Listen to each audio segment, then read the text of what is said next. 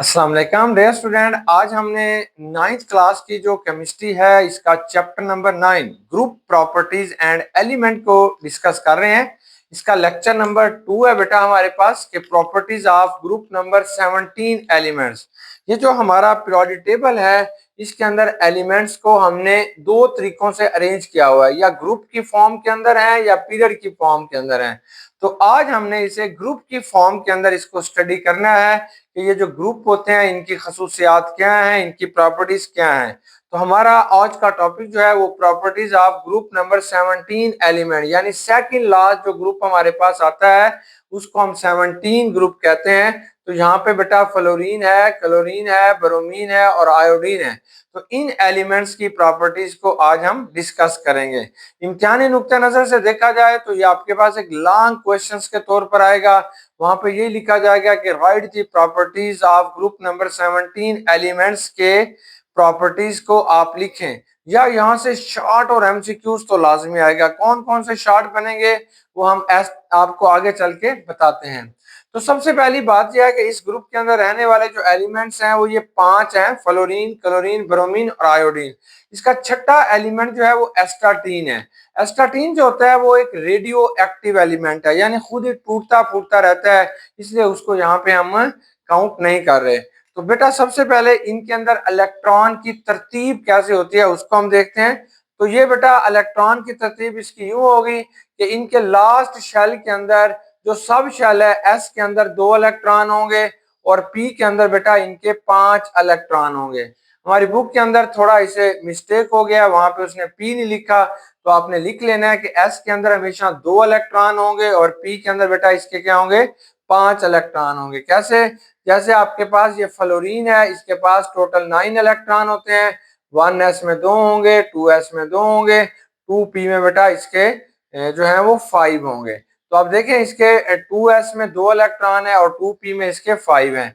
इस तरीके से अगर आप क्लोरीन को देखेंगे तो उसके बच्चों 3s में 2 होंगे और 3p में 5 होंगे, यानी इनकी लास्ट इलेक्ट्रॉनिक कॉन्फ़िगरेशन यूं होगी कि s सब शेल के अंदर 2 इलेक्ट्रॉन और p सब शेल के अंदर इनके 5 इलेक्ट्रॉन होते हैं।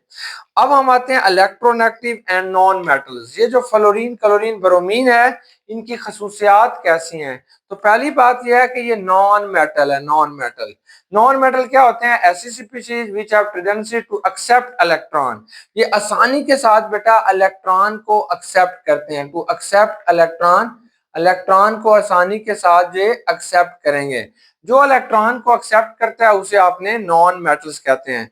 जैसे ये क्लोरीन है, जब इसके अंदर आप एक इलेक्ट्रॉन को ऐड करते हैं तो ये आसानी के साथ इसके ऊपर क्या हो जाएगा बेटा, ऐड हो जाता है, इसलिए आप इसे कहते हैं कि ये एनाइन बनाते हैं। एनाइन, ये जो क्लोराइड आयन बन गया दैट इज कॉल्ड क्लोरीन। जब इसके ऊपर नेगेटिव चार्ज आ गया तो आप इसे क्लोराइड कहते हैं और इसे बेटा हम एनाइन कहते हैं। ऐसी species which carry negative charge is called A9. तो ये एनाइन बनाएंगे और ये मोर रिएक्टिव होते हैं। मोर रिएक्टिव होते हैं सबसे ज्यादा। ये क्या इसकी अहम बात है, ये मोर रिएक्टिव हैं। तो बच्चों केमिस्ट्री में रिएक्टिव उसे कहते हैं जो अपने इलेक्ट्रॉन दूसरों को फौरन दे दे, कोई मांगे फौरन दे दे वो भी रिएक्टिव, जो कोई उसको इलेक्ट्रॉन दे वो फौरन ले ले वो भी रिएक्टिव। यानी अगर इनको कोई इलेक्ट्रॉन देता है तो ये फौरन ले लेते हैं, इसलिए बेटा ये क्या होंगे, मोर रिएक्टिव नॉन मेटल्स हैं। जितने भी नॉन मेटल्स हैं सबसे ज्यादा ये क्या आएंगे, रिएक्टिव हैं। तीसरी इसकी बात, इंपॉर्टेंट बात यह है कि दे आर मोर इलेक्ट्रोनेगेटिव। ये मोर इलेक्ट्रोनेगेटिव होते हैं। इलेक्ट्रोनेगेटिव क्या है कि इन्हें इलेक्ट्रॉन हर वक्त पसंद है। जब भी ये किसी के साथ इलेक्ट्रॉन की शेयरिंग करते हैं, तो जैसे देखें ये हाइड्रोजन का एक इलेक्ट्रॉन है, एक इलेक्ट्रॉन क्लोरीन का है, दोनों ने इस इलेक्ट्रॉन को शेयर किया। अब ये जो क्लोरीन है ये कहती है ये दोनों इलेक्ट्रॉन मेरे हैं, मुझे दे दो, तो ये इससे खींचेगी। इस खसूसियत को आपने इलेक्ट्रोनेगेटिविटी कहते हैं। ये चैप्टर नंबर 8 में हमने पढ़ा था। इसको हम डिफाइन कर लेते हैं, power of an atom. Power of an atom, किसी भी एटम की बेटा वो power to attract a shared pair of electron to itself, attract a shared pair of electron। shared कहते हैं जिसमें दोनों ने आपस में शेयर किया था। shared pair of electron to itself, जिसमें वो shared pair of electron को बेटा अट्रैक्ट करेगा to itself, अपनी तरफ खींच लेगा। is called electronegative and that property is called electronegative element. इसलिए बेटा आप इन्हें electronegative elements भी कहते हैं। अब electronegative में MCQ आएगा which one is a more electronegative, तो सबसे ज्यादा जो फ्लोरीन होती है ये सबसे ज्यादा electronegative होगी, फिर बेटा आपके पास क्लोरीन होगी, फिर आपके पास ब्रोमीन होगी, फिर आपके पास आयोडीन होगी।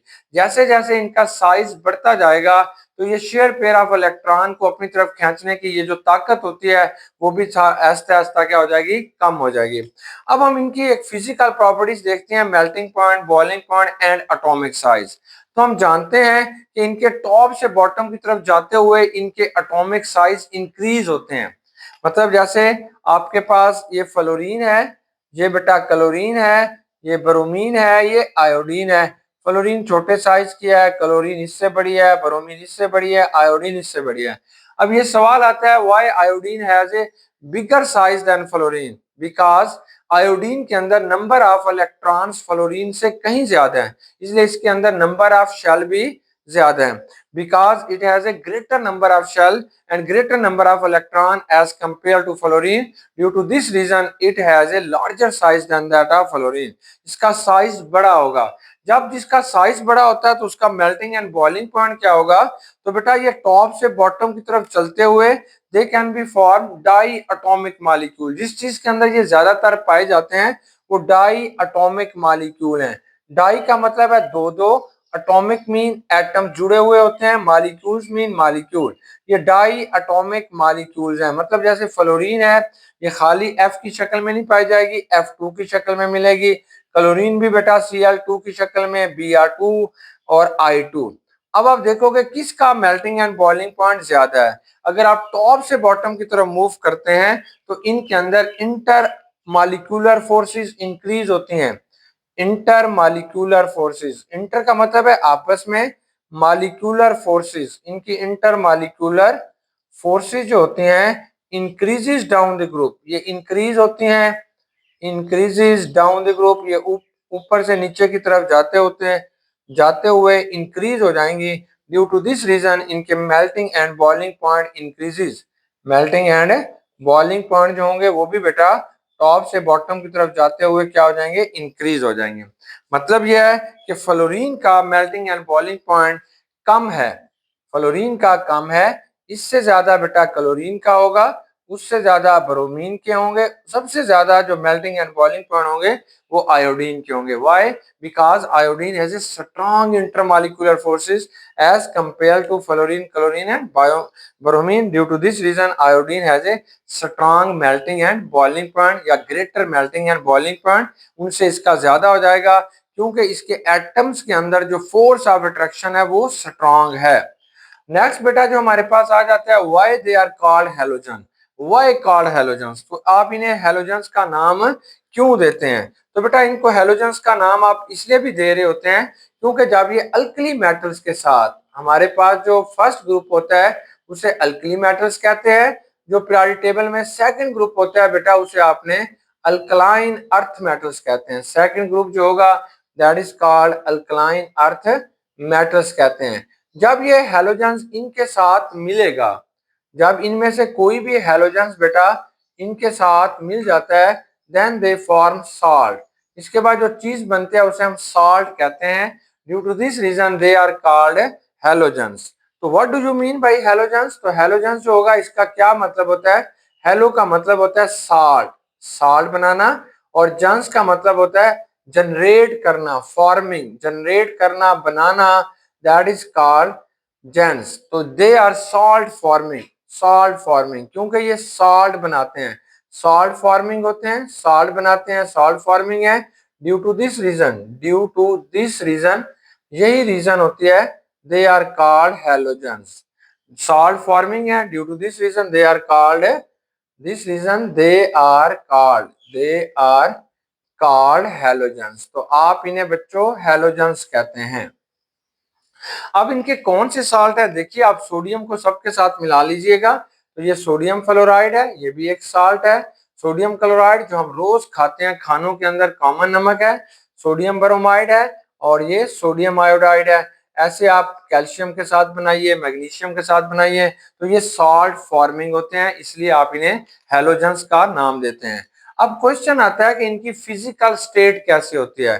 तो बेटा ये जो फ्लोरीन होती है ये आपके पास गैसियस स्टेट के अंदर पाई जाती है, ये गैस है। ये जो क्लोरीन होती है ये भी गैसियस स्टेट के अंदर पाई जाती है, ये भी गैस है। ये जो ब्रोमीन होगी ये फ्यूमिंग लिक्विड है। फ्यूमिंग कहते हैं इसका, अगर बोतल का ढक्कन आप खोलोगे तो वहां से ऐसे आपको वेपर्स निकलते हुए नजर आएंगे। फ्यूमिंग लिक्विड, फ्यूमिंग लिक्विड है। मतलब जैसे चाय पक रही होती है, आप उसके ऊपर से ढक्कन उठाएं तो ऐसे वेपर्स निकल रहे होते हैं, वो वेपर्स हैं। तो ये फ्यूमिंग लिक्विड, ये फ्यूम्स जिसे हम कहेंगे। आयोडीन जो होती है बेटा वो सॉलिड होती है, सॉलिड। ये इनकी फिजिकल स्टेट है। वो आपसे एमसीक्यूज पूछ सकते हैं, विच one is A gas, which one is a liquid, which one is A solid, तो आप बताएंगे ये है। अब इनके कलर्स कैसे होते हैं, ये कलर्ड हैं। ये जो हमारे पास फ्लोरीन होती है ये पेल येलो किस्म की होगी, पेल येलो। मतलब ये ऐसे पीला रंग होगा लेकिन ब्राइट येलो नहीं होगा, ऐसे थोड़ा सा गंदा गंदा पेल येलो होगा। ये बेटा जो क्लोरीन होता है ये ग्रीनिश येलो है, ग्रीन भी होगी येलो भी होगी, ऐसे हल्का हल्का ग्रीनिश येलो। आपने देखा हुआ होगा ग्रीनिश येलो, ना वो ग्रीन होता है ना येलो होता है, बस दरमियान वाला सा रंग होगा, उसे आपने ग्रीनिश येलो कहते हैं। ये जो हमारे पास ब्रोमीन होती है ये ब्राउन कलर का लिक्विड है, ब्राउन कलर का। ब्राउन कलर बेटा आपके पास क्या होगा, ब्राउन कलर का एक लिक्विड है। आयोडीन क्या होगी, ये शाइनी, ऐसे चमकती हुई शाइनी सिल्वर ग्रे, इसकी शाइनी सिल्वर ग्रे क्रिस्टल होते हैं, ग्रे क्रिस्टल्स होते हैं। अगर आप इसको थोड़े सा गर्म करेंगे, आयोडीन को अगर आपने हल्का सा गर्म करते हैं तो ये जो आयोडीन होती है it can be converted into violet vapours. तो इसके अंदर से वायलेट किस्म के वेपर्स निकलते हैं, वेपर्स निकलेंगे।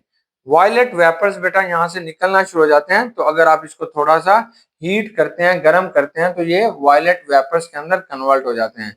वेपर्स क्या होते हैं, अगर किसी भी लिक्विड को गर्म करके जो है वो आप उसको बुखारात में कन्वर्ट करते हैं, फ्यूम्स में कन्वर्ट करते हैं, तो उन्हें आपने वेपर्स कहते हैं। तो बेटा इस तरीके से अब हमारे पास जो इसकी नेक्स्ट प्रोसेस है जिसको आपने डिस्कस करना है वो है ऑक्सीडेशन।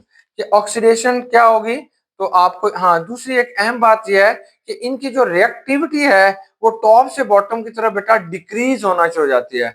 मतलब सबसे लीस्ट रिएक्टिव आपके पास कौन होगा, सबसे लीस्ट रिएक्टिव जो होगा वो आयोडीन होगी। सबसे ज्यादा रिएक्टिव फ्लोरीन होगी, फिर इससे कम रिएक्टिव क्लोरीन होगी, फिर उससे कम, ये उल्टा निशान हो गया। सबसे ज्यादा बेटा जो आपके पास रिएक्टिव है वो फ्लोरीन है, इसके बाद क्लोरीन है, इसके बाद ब्रोमीन है, और लीस्ट रिएक्टिव जो होती है वो आयोडीन है। यानी आयोडीन दूसरों के साथ रिएक्शन है बहुत कम करती है, इसलिए हम इसे कहते हैं that is a least reactive among the halogens. अब ऑक्सीडेशन क्या होती है कि किसी भी चीज के अंदर से रिमूवल ऑफ इलेक्ट्रॉन, अगर किसी चीज के अंदर से रिमूवल ऑफ इलेक्ट्रॉन, अगर इलेक्ट्रॉन किसी एलिमेंट के अंदर से of electron is called oxidation. अगर इलेक्ट्रॉन बेटा किसी जगह से या किसी एलिमेंट के अंदर से रिमूव हो जाते हैं तो इस अमल को आपने ऑक्सीडेशन कहते हैं। देखिए जैसे ये सोडियम है, इसने एक इलेक्ट्रॉन लॉस किया, जब ये एक इलेक्ट्रॉन लॉस करेगा तो इसके ऊपर पॉजिटिव चार्ज आ जाएगा, इस अमल को आपने ऑक्सीडेशन कहते हैं। अब रिडक्शन क्या होगा, एडिशन ऑफ इलेक्ट्रॉन। तो जिसने इलेक्ट्रॉन लिया, ये सिंपल डेफिनेशन आएगी what is oxidation and reduction. तो एडिशन ऑफ इलेक्ट्रॉन, अगर किसी स्पीशीज के अंदर बेटा इलेक्ट्रॉन की एडिशन हो गई तो इस कॉल्ड रिडक्शन। तो इस अमल को जो आपने नाम देना है उसको हमने रिडक्शन कहते हैं, addition of electron is called reduction. जैसे ये क्लोरीन है, इसने ये एक इलेक्ट्रॉन ले लिया तो अब ये क्लोराइड आयन बन गई है, तो इस अमल को आपने रिडक्शन कहते हैं, तो ये रिडक्शन कहलाएगा। तो ये क्वेश्चन आपके पास ऐसे भी आ सकता है कि differentiate between oxidation and reduction के अंदर क्या डिफरेंशिएट है वो कीजिए। ऑक्सीडेशन क्या होती है कि अगर किसी भी चीज के अंदर से इलेक्ट्रॉन चले जाएं तो that process is called oxidation. अगर किसी चीज के अंदर इलेक्ट्रॉन ऐड हो जाएं तो उसे बेटा आप रिडक्शन कहते हैं। तो ये जो ऑक्सीडेशन और रिडक्शन का प्रोसेस होता है ये सिमुल्टेनियसली होता है। मतलब एक एलिमेंट जो होगा वो इलेक्ट्रॉन देगा, मतलब सोडियम इलेक्ट्रॉन देगा, और ये जो क्लोरीन है एट द सेम टाइम ये इलेक्ट्रॉन एक्सेप्ट करेगी। तो इस तरीके से ये जो ऑक्सीडेशन एंड रिडक्शन का प्रोसेस है वो एक ही वक्त में हो रहा होगा। मतलब ये है कि ये जो सोडियम है इसने एक इलेक्ट्रॉन लॉस किया है और यही वाला इलेक्ट्रॉन क्लोरीन ने लिया। सोडियम की ऑक्सीडेशन और क्लोरीन की जो होती है वो रिडक्शन हो रही होती है। इस प्रोसेस को आपने रिडॉक्स रिएक्शंस भी कहते हैं। तो ये शॉर्ट क्वेश्चन में ये भी आ सकता है कि व्हाट इज रिडॉक्स रिएक्शंस। तो आप बताएंगे दो reaction in which oxidation and reduction takes place सिमुल्टेनियसली।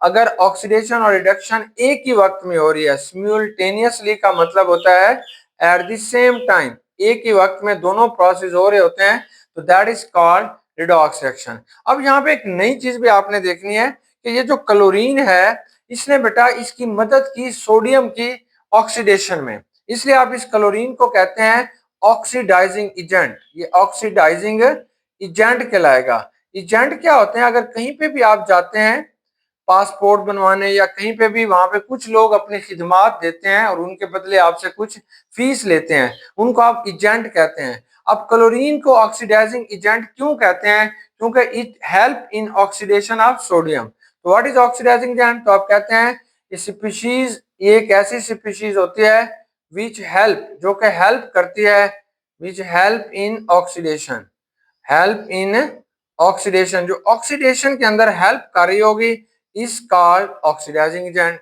अब ये जो सोडियम होता है इसको बेटा आपने, क्योंकि इसने जो इलेक्ट्रॉन दिया वो क्लोरीन ने ले लिया, तो इस तरीके से क्लोरीन की रिडक्शन हो गई, तो इसको आपने रिड्यूसिंग एजेंट कहते हैं, रिड्यूसिंग एजेंट। रिड्यूसिंग एजेंट क्या होंगे, तो आप बताओगे a species which help in reduction, help in reduction, जो कि हेल्प करेगा, हेल्प इन रिडक्शन, जो दूसरों की मदद करता है रिडक्शन के अंदर, that is known as a reducing agent. तो यहाँ पे ये जो सोडियम है ये एक रिड्यूसिंग एजेंट है, ये जो क्लोरीन है वो बेटा ऑक्सीडाइजिंग एजेंट है। सिंपल एमसीक्यूज भी आपके पास आ सकता है।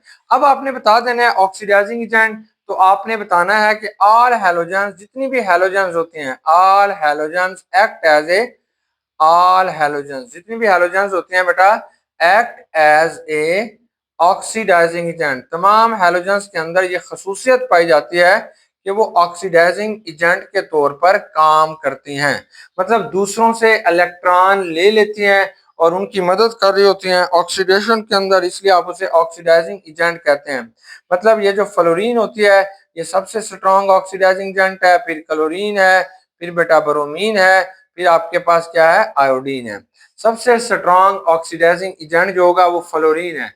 एमसीक्यूज आएगा which one is a strong oxidising agent, fluorine और आयोडीन, तो आप बताओगे फ्लोरीन जो होती है वो स्ट्रॉन्ग ऑक्सीडाइजिंग एजेंट होती है। और टॉप से बॉटम की तरफ जाते हुए इनके साइज बढ़ते हैं और इस तरीके से इलेक्ट्रॉन एक्सेप्ट करने की ताकत भी थोड़ी कम हो जाती है, इसलिए बेटा इनकी ऑक्सीडाइजिंग प्रॉपर्टीज जो होगी वो कम हो जाएगी। अब ये जो फ्लोरीन है it can be oxidise all the halogens, अगर क्लोरीन इसको इलेक्ट्रॉन देना चाहे तो ये इसको से भी ले लेगी, ब्रोमीन से भी ले लेगी, आयोडीन से भी ले लेगी। अब हम इसके कुछ रिएक्शंस लिख लेते हैं, हमारी बुक वाले ने क्लोरीन से शुरू किया, हम भी क्लोरीन से शुरू कर लेते हैं। तो बेटा ये क्लोरीन है, Cl2 है, ये एक्वस है। अब ये आपके पास एक्वस सोल्यूशन है सोडियम ब्रोमाइड का, आपने इसको, ये जो ब्रोमीन है यहाँ पे इसका नेगेटिव चार्ज है, तो ये अपने Br2 में कन्वर्ट हो जाएगी, Br2 में कन्वर्ट हो जाएगी और वो आपके पास NaCl बन जाएगा, यानी क्लोरीन ने ब्रोमीन को बेटा ऑक्सीडाइज कर दिया। ये जो क्लोरीन है ये आयोडाइड को भी ऑक्सीडाइज कर देगी, सोडियम आयोडाइड है, जब ये इसके साथ मिलेगी तो ये इस तरीके से ये जो है आयोडीन, ये I2 बन जाएगा, वो आपके पास 2NaCl बन जाएगा। तो इस तरीके से बेटा ये भी आपके पास एक्वस है, ये भी एक्वस है, ये आपके पास एक्वस है, ये भी बेटा एक्वस है। अब ब्रोमीन कैन ऑक्सीडाइज ओनली, ये जो ब्रोमीन होती है ये सिर्फ और सिर्फ बेटा आयोडाइड को ऑक्सीडाइज करेगी, तो ये इससे इलेक्ट्रॉन लेगी और इस तरीके से ये आपके पास बनेगा I2 बनेगा प्लस 2NaBr। तो सोडियम ब्रोमीन ने आयोडाइड को ऑक्सीडाइज कर दिया। तो अब आपको ये रिएक्शन थोड़ा समझ नहीं आया, अब मैं इसे क्लियरफाई करके लिखता हूँ। देखो अगर ये जो क्लोरीन है इसको आप लिखोगे मॉलिक्यूलर फॉर्म में, ये जो आयोडाइड है इसको आपने लिखा 2 नेगेटिव, यहाँ पे ये जहर कर रहा है ये 2 है और इस आयोडीन के ऊपर 2 नेगेटिव चार्ज है। अब होगा क्या कि ये जो 2 नेगेटिव चार्ज हैं, 2 इलेक्ट्रॉन है, ये क्लोरीन लेगी, ये हमारे पास जो चीज लेगी वो क्लोराइड आयन बन जाएगा, इसने उसके इलेक्ट्रॉन ले लिए और वो I2 बन जाएगा। इस चीज को हम कहते हैं ऑक्सीडाइजिंग प्रॉपर्टीज, यानी आयोडीन ने इलेक्ट्रॉन दिए और क्लोरीन ने ले लिए, तो ये एक ऑक्सीडाइजिंग प्रॉपर्टीज कहलाती है। तो आपने याद रखना है जो छोटा एलिमेंट होता है, मतलब फ्लोरीन है, वो सबको ऑक्सीडाइज कर सकती है। क्लोरीन सिर्फ ब्रोमीन और आयोडाइड को ऑक्सीडाइज इनसे इलेक्ट्रॉन ले सकती है, ब्रोमीन सिर्फ आयोडीन से इलेक्ट्रॉन ले सकती है, लेकिन आयोडीन जो होती है वो किसी को भी ऑक्सीडाइज नहीं करती, किसी से भी इलेक्ट्रॉन नहीं लेती। फॉर एग्जाम्पल ये यूं समझे जैसे ईद के ऊपर आप ईदी लेते हैं तो वालिद साहब सबको ईदी देते हैं, लेकिन उसको देने वाला कोई नहीं होता। तो इस तरीके से ये जो आयोडाइड है ये सबसे बड़ा है, ये किसी से इलेक्ट्रॉन नहीं लेता, इसलिए ये ऑक्सीडाइज नहीं होगा। नेक्स्ट बेटा हाइड्रोजन हेलाइड। अब इनके दूसरे इंपॉर्टेंट किस्म के कंपाउंड जो होते हैं उनको आपने हाइड्रोजन हेलाइड कहते हैं। वो कैसे? जब हेलोजेंस को बेटा आप हाइड्रोजन के साथ रिएक्शन कराते हैं तो इन बनने वाले कंपाउंड्स को हाइड्रोजन हेलाइड्स कहेंगे। देखिए ये हमारे पास कोई भी हेलोजन है और इसके साथ बेटा आपने रिएक्शन करा दिया किसका? हाइड्रोजन का। तो इसके बाद जो कंपाउंड बनते हैं they are known as a hydrogen halide. तो इनको बेटा आपने जो नाम देना है वो हाइड्रोजन हेलाइड कहलाते हैं। अब कैसे? देखें जैसे आपके पास H2 होगा, ये बेटा F2 के साथ मिलेगा तो it can be form 2HF, ये हाइड्रोफ्लोरिक एसिड बन जाएगा। H2 को Cl2 के साथ मिला दें तो ये आपके पास 2HCl बन जाएगा। H2 को बेटा Br2 के साथ मिला दें तो ये आपके पास 2HBr बन जाएगा। तो अब आपके अगर H2 प्लस I2 होगा तो हाइड्रो आयोडिक एसिड बन जाएगा। ये सारे एसिड होते हैं HI, हाइड्रो आयोडिक एसिड। अब ये सारे हाइड्रोजन के साथ हेलोजन मिलके जो कंपाउंड बनाते हैं they are called halogen hydrogen halide, इसे कहते हैं। ये हाइड्रोजन हेलाइड बनते हैं। अब इनकी कुछ फिजिकल प्रॉपर्टीज है। ये जो HF होता है ये सिर्फ लिक्विड स्टेट में पाया जाता है। अगर आप इसको देखेंगे तो ये आपको लिक्विड स्टेट में मिलेगा। HCl, HBr और HI ये तीनों हमारे पास जो होते हैं वो गैसियस स्टेट के अंदर पाए जाते हैं, मतलब ये गैस की शक्ल में आपको मिल रही होती है, इसलिए आप इसे कहते हैं कि ये गैसियस स्टेट के अंदर आपको मिलेंगे। तो ये सिर्फ HF जो होगा ये लिक्विड स्टेट में पाया जाएगा। अब बेटा बॉन्ड लेंथ, बॉन्ड लेंथ क्या होगा? आप जानते हैं टॉप से बॉटम की तरफ जाते हुए इनके जो साइज होते हैं वो इंक्रीज होते हैं। साइज जो होंगे वो बेटा इंक्रीज होना शुरू हो जाते हैं, बढ़ना शुरू हो जाते हैं। मतलब ये फ्लोरीन है ये छोटे साइज का है। अब फ्लोरीन फ्लोरीन की बॉन्ड लेंथ देखें ये छोटी है। क्लोरीन बड़े साइज का है, इसकी बॉन्ड लेंथ ऐसे थोड़ी बड़ी हो जाएगी। ब्रोमीन इससे बड़े साइज का है तो ये इसकी बॉन्ड लेंथ बेटा इससे बड़ी हो जाएगी। और अगर आपने आयोडाइड को देखना चाहते हैं तो ये इससे भी बड़ी हो जाएगी। यानी टॉप से बॉटम की तरफ जाते हुए bond length increases. What is bond length? दो एटम्स के दरमियान में जो फासला होगा that is known as a bond length, the distance between the nuclei of two bonded atom. तो इसको हम यूं डिफाइन करते हैं डिस्टेंस, ये एक फासला है, distance between nuclei of two bonded atom, nuclei of two bonded atom. अगर दो एटम आपस में बाउंड हुए हैं, बाउंडेड एटम्स, दो एटम जो बेटा आपस में बाउंड हुए हैं इनके दरमियान में जो फासला होगा that is called bond length. हम जानते हैं टॉप से बॉटम की तरफ जाते हुए बॉन्ड लेंथ जो होती है वो हमारे पास डिक्रीज हो रही है, सबसे डिक्रीज हो रही है। इसलिए बेटा इनकी जो थर्मल स्टेबिलिटी होती है वो टॉप से बॉटम की तरफ, सॉरी, अगर आप टॉप से बॉटम की तरफ जा रहे हैं तो इनका साइज बेटा इंक्रीज होता जा रहा है। जब साइज बढ़ता जा रहा है तो इनकी बॉन्ड लेंथ भी बढ़ती जा रही है, बॉन्ड लेंथ टॉप से बॉटम की तरफ इंक्रीज होती जा रही है। अब आप देखें कि इनकी थर्मल स्टेबिलिटी का क्या होगा। थर्मल स्टेबिलिटी का मतलब है अगर आप इसे हीट करते हैं कौन जल्दी टूटता है कौन जल्दी नहीं टूटता, तो इस अमल को बच्चों आपने थर्मल स्टेबिलिटी कहते हैं। स्टेबल उसे कहते हैं जो अपनी प्रॉपर्टीज को बरकरार रखता है। तो अगर आप टॉप से बॉटम की तरफ चलते हैं तो देयर थर्मल स्टेबिलिटी डिक्रीजेस, तो इनकी जो थर्मल स्टेबिलिटी होती है वो डिक्रीज होना शुरू हो जाएगी। थर्मल स्टेबिलिटी डिक्रीजेस, ये कम होना शुरू हो जाएगी। आप जानते हैं इसको तोड़ना मुश्किल है या इसको तोड़ना मुश्किल है, तो आप कहते हैं इसको तोड़ना मुश्किल है, क्यों? क्योंकि ये छोटे साइज का है ये बड़े साइज का है। इसलिए बेटा हमारे पास फ्लोरीन फ्लोरीन के बॉन्ड को तोड़ना मुश्किल है, क्लोरीन को इससे आसान है ये। तो इसलिए आप कह सकते हैं कि हमारे पास ये जो इनके, अगर आपने इस तरीके से देखना चाहते हैं फिर भी है, अगर इनके हाइड्रोजन हेलाइड्स को देखते हैं तो ये HF है, ये इसकी बॉन्ड लेंथ है, ये HCl है, इसकी बॉन्ड लेंथ है। ये बेटा HBr है, इसकी बॉन्ड लेंथ है। ये HI है, ये इसकी बॉन्ड लेंथ है। तो अगर आप हाइड्रोजन हेलाइड को देखना चाहते हैं तो इनकी भी टॉप से बॉटम की तरफ चलते हुए, अगर आप टॉप से बॉटम की तरफ जा रहे हैं तो इनकी बॉन्ड लेंथ बेटा इंक्रीज होती जा रही है और इनकी थर्मल स्टेबिलिटी जो होती है वो डिक्रीज होती जा रही है। अगर आप इसको देखें तो इसको तोड़ना थोड़ा आसान है, इसको थोड़ा जो है इसको तोड़ना मुश्किल है, इसको तोड़ना थोड़ा आसान है, इससे इसका आसान है, इससे इसका आसान है। सॉरी बेटा, एक छोटी सी गड़बड़ हो गई है। अगर आप टॉप से बॉटम की तरफ मूव करेंगे, ये अकेले फ्लोरीन, क्लोरीन और ब्रोमीन और आयोडीन अकेले होंगे तो इनके अंदर इंटरमॉलिक्यूलर फोर्सेस बढ़ती है और टॉप से बॉटम की तरफ इनको तोड़ना मुश्किल हो जाएगा। मतलब यह है कि आयोडीन के अंदर इंटरमॉलिक्यूलर फोर्सेस सबसे स्ट्रांग है, इसको तोड़ना थोड़ा मुश्किल होगा। ब्रोमीन को इससे कम, क्लोरीन को उससे कम, फ्लोरीन को उससे कम। सबसे आसान तोड़ना या सबसे आसान डिसोसिएट जिसको करना होगा वो फ्लोरीन है और इसकी बॉन्ड एनर्जी जो होती है वो सबसे कम है। और आयोडीन की जो बॉन्ड एनर्जी होगी, यानी आयोडीन आयोडीन को टॉप से बॉटम की तरफ जब आप जा रहे हैं तो ये आपके पास एक सॉलिड स्टेट के अंदर बेटा कन्वर्ट होती जा रही है।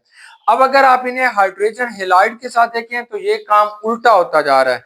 जहां से टॉप से बॉटम की तरफ जाते हुए इनकी ताकत बढ़ती है, इनको तोड़ना थोड़ा मुश्किल हो रहा है। लेकिन अगर हाइड्रोजन हेलाइड की तरफ जाएं तो इनकी ताकत डिक्रीज हो रही है, इनको तोड़ना थोड़ा आसान हो जाता है। इसलिए HI को ब्रेकअप करना थोड़ा आसान होगा, लेकिन HF को ब्रेकअप करना थोड़ा मुश्किल होगा। यही वजह है कि सबसे ज्यादा जो थर्मल स्टेबिलिटी होगी वो HF की होगी, इससे कम जो होगी HCl की होगी, उससे कम बेटा HBr की होगी और सबसे कम जो होगी वो HI की होगी।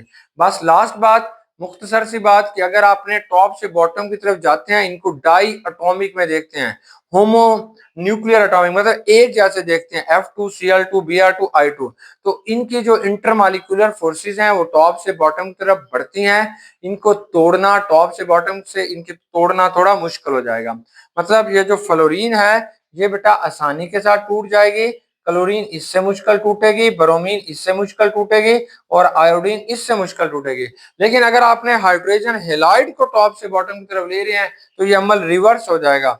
अब HF को तोड़ना थोड़ा मुश्किल हो जाएगा और HI को तोड़ना थोड़ा आसान हो जाएगा, यानी इसकी थर्मल स्टेबिलिटी डिक्रीज हो जाएगी। ये दो बातों को आपने ख्याल करना है, दोनों को मिक्स अप नहीं कर देना। अब बेटा हमारे पास ना छोटा सा एक्सरसाइज का एक क्वेश्चन है, what do halogen react with water, how do halogen react with water. ये जो हैलोजन होते हैं ये पानी के साथ कैसे रिएक्शंस करते हैं। मतलब अगर पानी के साथ किसी भी हैलोजन को आप रिएक्ट कराएं, जैसे बेटा ये H2O है प्लस आप इसे Cl2 के साथ रिएक्शन कराते हैं तो ये दो तरह के कंपाउंड बनेंगे, एक HCl बनेगा और एक हाइपोक्लोरस एसिड। इसको हम कहेंगे क्लोरिक एसिड। ये HCl बनेगा हाइड्रोजन क्लोराइड इसे कहेंगे, या इसे हम कहेंगे हाइपोक्लोरिक एसिड, इसे हम कहेंगे हाइड्रोक्लोरिक एसिड। तो ये आपके पास हाइड्रोजन क्लोराइड बन जाएगा, ये हाइपोक्लोरिक एसिड बनेगा। ऐसे बेटा अगर आप इसे रिएक्ट कराना चाहते हैं ब्रोमिक एसिड, ये Cl2 के साथ रिएक्शन करेंगे तो HBr बनेगा, ये ब्रोमिक एसिड बन जाएगा। ये HOCl इसे हम कहेंगे HOBr, सॉरी ये Br2 था तो ये आप कहेंगे हाइपोब्रोमस एसिड। नेक्स्ट बेटा आता है water in swimming pool sterilise with chlorine. ये इंटरेस्टिंग इंफॉर्मेशन है कि अगर हमारे पास किसी भी स्विमिंग पूल के अंदर बहुत सारा पानी इकट्ठा हो जाता है और वो पानी थोड़ा खराब हो जाएगा तो उसके अंदर क्लोरीन को डाल दिया जाता है ताकि इसके अंदर जो माइक्रो ऑर्गेनिजम्स हैं या मुख्तलिफ फंजाई एल्जी हैं उनको मारा जाए और इसको साफ किया जाए। तो ये आमतौर पर पूल को स्टेरलाइज करने के इस्तेमाल होता है। What is sterilise? स्टेरलाइज का मतलब होता है न्यूट्रल करने के लिए, यानी इसके अंदर कोई भी जरासीम वगैरह ना रहे। बस विशेष बेटा, गुड लक, अल्लाह हाफिज।